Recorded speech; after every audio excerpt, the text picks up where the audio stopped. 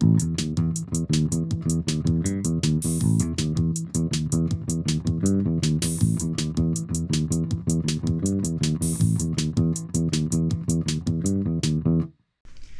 I'm Barry Sahasian. This video tutorial is about learning to groove on bass. Now, when I decided I would do this, I naturally looked around and watched what other people were doing. It's kind of advisable when you're a YouTuber, and not to copy them, but to see if you can grasp some ideas or see if you can do something a little better than what they did, partially or in whole. So after I did that and looked around, I looked at myself and I said, wait a minute. How did I learn how to groove and how to play funky bass lines? I'll briefly tell you how that happened to me, but you must understand I grew up in a different era in the 60s, and that's when I first began playing professionally. 12 years old I started playing. I guess around 14 or 15 I went to full-time, 5 to 7 nights every week for years, and I played over 1,000 gigs before I even graduated high school. So the music at that time was soul music, and it was James Brown, Wilson Pickett, and James Jamerson on a lot of the Motown things. I was copying his lines, and so we'd learn these tunes, and I'd play in a nightclub five sets a night. They didn't give you, it wasn't easy, you know what I mean? They didn't give you a break. And I'd play these songs over and over and learn the new ones of the day coming around, and naturally, this type of playing was kind of a creative way of playing. It kind of had a jazz element to it, James Jamerson. They moved around and they made changes with the melody and the rhythms to make them sound a little different. And that's what I did.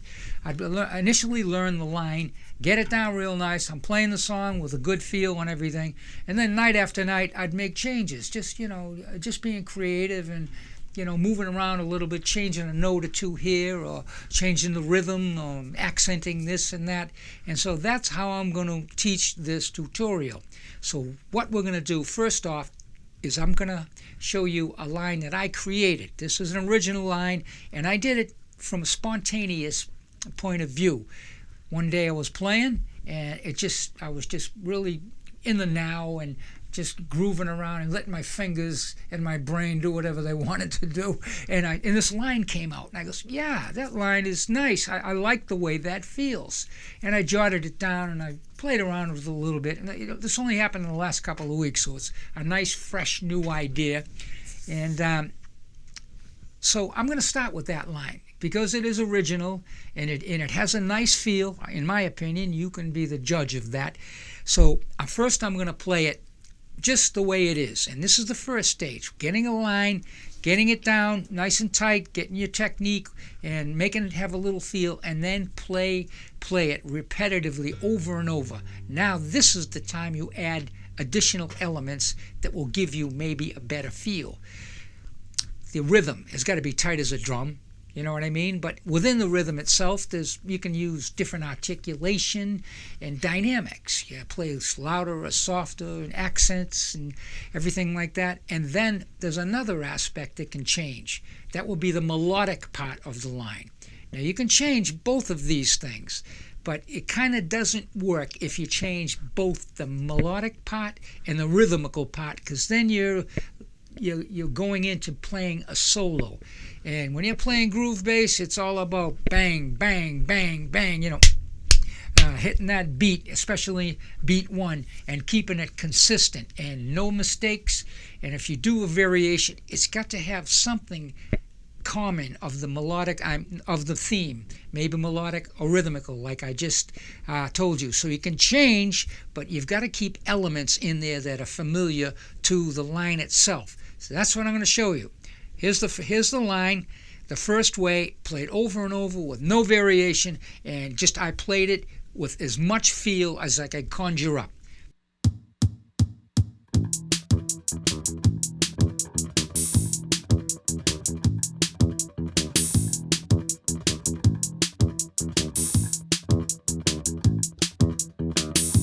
I'd like to talk about the three elements I just discussed on this line.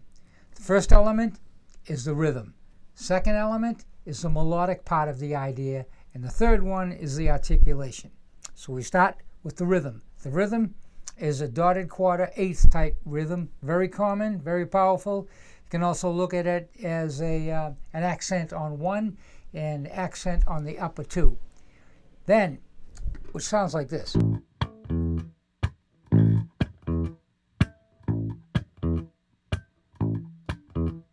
Very common. Next thing is the melodic idea. The melodic idea is very simple. It's a root and fifth. Can't get any more simple than that.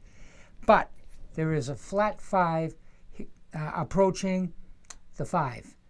Technically or otherwise, you could call that an approach note, or you could call it a blues note. Whichever way you want to look at it, it is a note that is out of the chord, and it creates dissonance, which could be blues or jazz, and it resolves to the 5.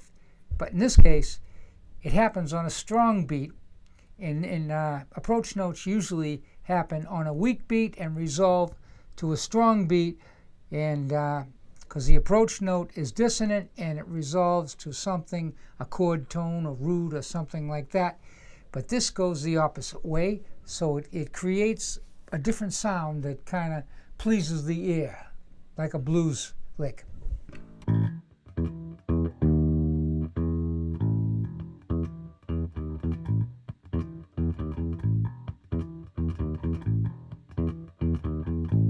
Okay, third item is the articulation.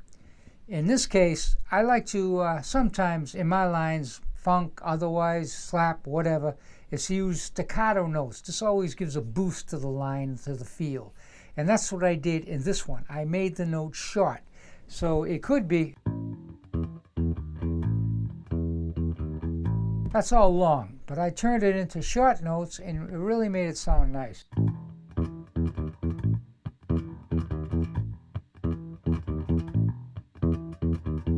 You can hear that boost right away.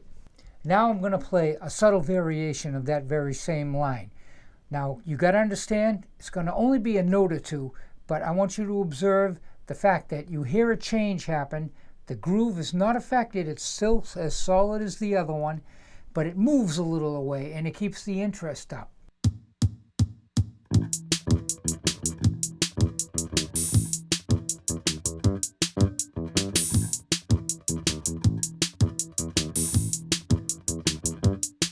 This is example 3. What I did on this example was I changed the melodic and the rhythmical, which I warned you not to do, but it can be possible if you keep it coherent by making reference to the rhythm and the melodic idea using the same notes. And that's what I did here.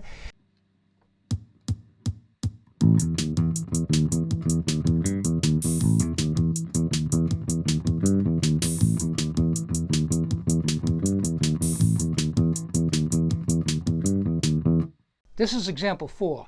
On this example, what I did was used the original example, and I used part of the last example, example 3, for the ending part, and put it together, and in this way you get a variation by combining two of the ideas.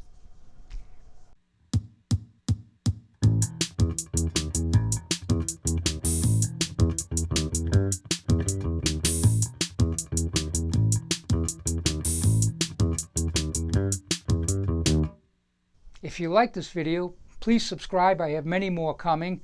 And hit the like button and comment if you wish. I'd love to hear your ideas or questions on grooving on bass.